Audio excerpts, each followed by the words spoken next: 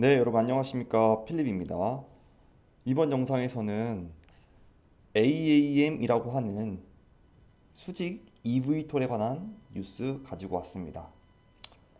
이 AAM이라고 하는 것은 여러분이 흔히 알고 계시는 UAM과 그리고 RAM을 통합해서 칭하는 말로 미래 항공 모빌리티를 의미합니다. 지난번 영상에서 소개해드렸던 한국의 유일한 EV톨 개발업체 플라나가 118억 원 규모의 프리 시리즈 A 투자에 유치했다고 합니다. 이를 기반으로 AAM 개발이 가속화될 것이라고 합니다. 문영재 기자님의 기사입니다. 국내 유일의 미래 항공 모빌리티 새싹기업 플라나는 지난 11일 118억 원 규모의 프리 시리즈 A를 투자했다고 밝혔습니다. AAM은 도심 항공 모빌리티와 지역 항공 모빌리티를 포괄하는 개념입니다. 미국 항공우주국은 AAM은 기존 항공 서비스가 닿지 않는 A와 B 지역을 연결하는 새로운 탈 것이자 UAM과 RAM을 모두 포함한다고 말했습니다.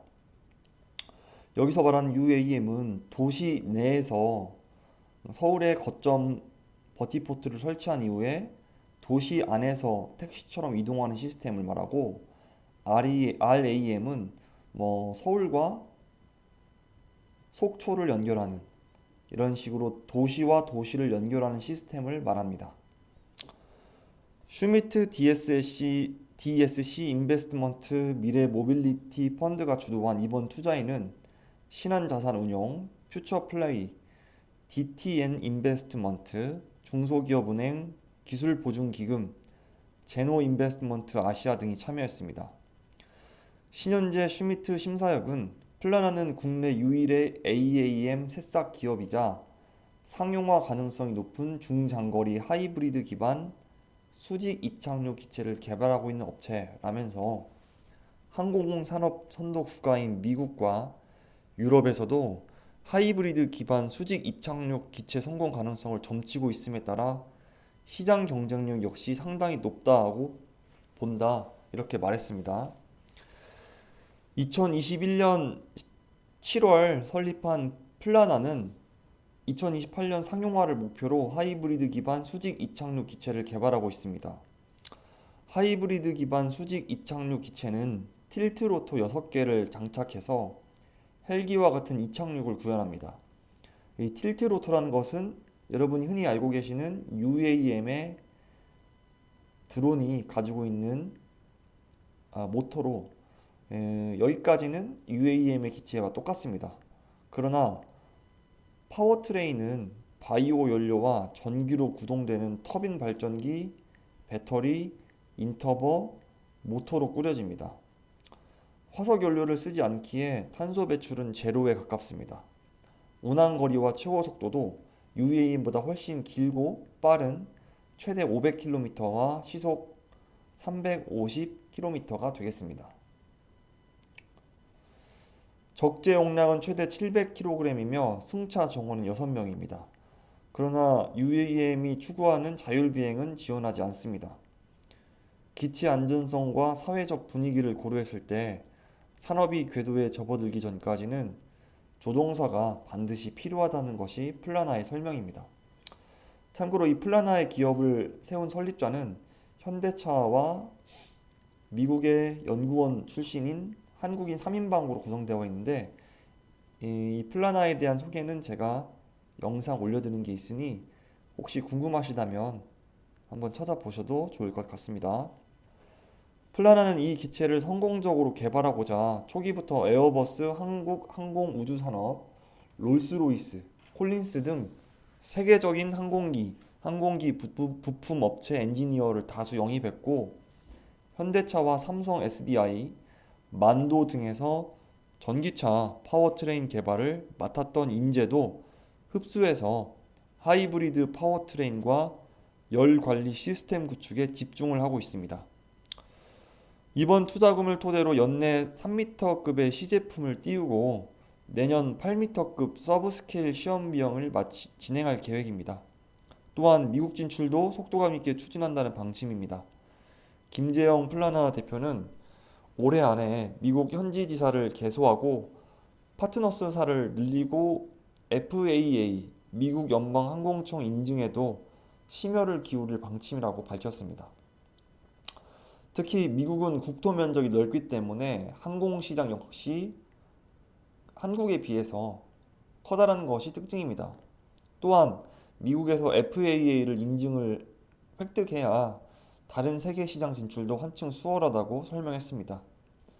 이번 투자를 기점으로 AAM 기체 20만 대 이상 판매, 그리고 1000억 달러 이상의 매출을 달성하는 세계적인 항공 OEM이 될 것이라고 포부를 드러냈습니다.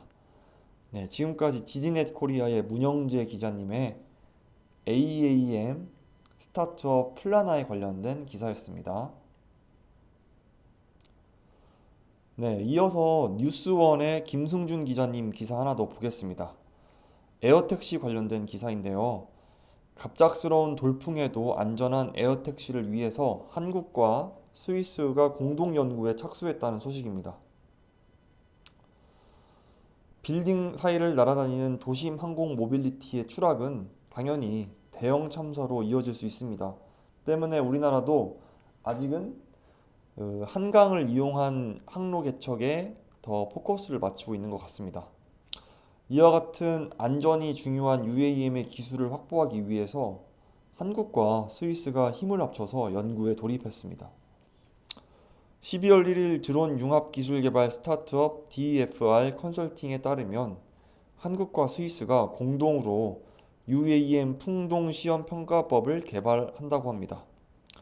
풍동 시험은 바람을 인위적으로 일으켜서 실험 기체의 움직임과 안전성 등을 확인하는 기법입니다. 아무래도 도시에는 빌딩풍도 있기 때문에 자연에 의한 바람보다는 인공적인 조형물에 의한 바람 이동이 더 강하기 때문에 이와 같은 연구가 필요하다고 생각이 됩니다. 이번 공동기술 개발에는 한국생산기술연구원, 인투스페이스, 이와 같은 한국 컨소시엄과 스위스 컨소시엄이 참여합니다. 스위스 컨소시엄에는 윈드쉐이프와 HES, SO 제네바, 셰펠리 등이 참여합니다. UAM은 도심에서 비행하는 만큼 높은 수준의 안정성이 확보되어야 합니다. 사람과 화물을 수송하는 UAM 추락하면 재산 피해뿐만 아니라 인명 피해로 이어질 가능성이 굉장히 높기 때문입니다. 한국 정부는 2025년을 목표로 한국형 도심 항공 모빌리티 실증 사업에 나서는 등 상용화에 박차를 가하고 있습니다. 그러나 문제는 드론 개발 단계에서 이와 같은 까다로운 안전 조건을 검증할 시험 평가 방법이 정립되지 않았다는 것입니다. 특히 UAM은 고도 600m 내의 600m 내에서 운행하기 때문에 그 600m 내의 바람이 전혀 예측할 수 없는 방향으로 움직이는 특성을 고려하면 안전이 훨씬 중요함을 잊어서는 안 되는 상황입니다.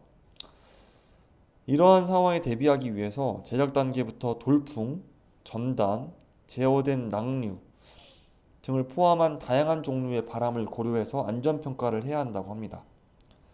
기존 항공기 중심으로 설계된 풍동 실험 장비에서는 이 같은 실험이 불가능하기 때문에 일종의 작은 선풍기가 다수 연결된 형태인 디지털 픽셀 풍동 시스템이 필요하다라는 것이 의견입니다. 이와 같은 디지털 픽셀 풍동 시스템은 다수의 소형 바람 발생기가 합쳐진 시스템으로 디지털 기술로 제어되는 다수의 바람 발생기들이 자연의 각종 바람 현상을 모사하게 됩니다.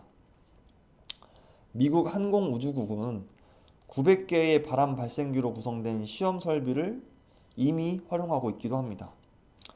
이번 한국과 스위스의 국제 공동 기술 개발에는 디지털 픽셀 풍동 장비의 자동 비행 환경 시뮬레이터를 활용한 드론 안전성과 바람 저항 능력을 확인할 수 있는 시험 평가법을 개발합니다. 기술 개발은 스위스의 윈드쉐이프가 상용화한 소형 멀티팬 풍력 설비 기반의 자율비행 환경 시뮬레이터를 활용해서 이뤄내고, 개발된 안정성 평가법은 시뮬레이터 기술을 KUM의 안정성 확보에도 쓰일 수 있습니다. 국내 컨소시엄은 기상청과 방사청이 개발한 바람 관측 장비를 활용해서 도심 환경에서의 바람 상태를 측정합니다. 국내 연구진은 이 데이터를 기반으로 평균 속도와 현실적 최악 최빈 조건 등으로 바람 형상을 구현하고 시뮬레이터에 탑재할 예정입니다. 네, 지금까지 UAM을 어떻게 안정성 있게 평가할 것인가 이와 대한 논의를 시작한 한국과 스위스의 컨소시엄 관련된 기사 공유해 드렸습니다. 뉴시스 김승준 기자님의 기사를 끝으로 오늘 영상은 마무리하겠습니다. 긴 영상 시청해 주셔서 정말 감사드리고 다음에도 좋은 뉴스와 좋은 기사로 찾아뵙도록 하겠습니다. 감사합니다.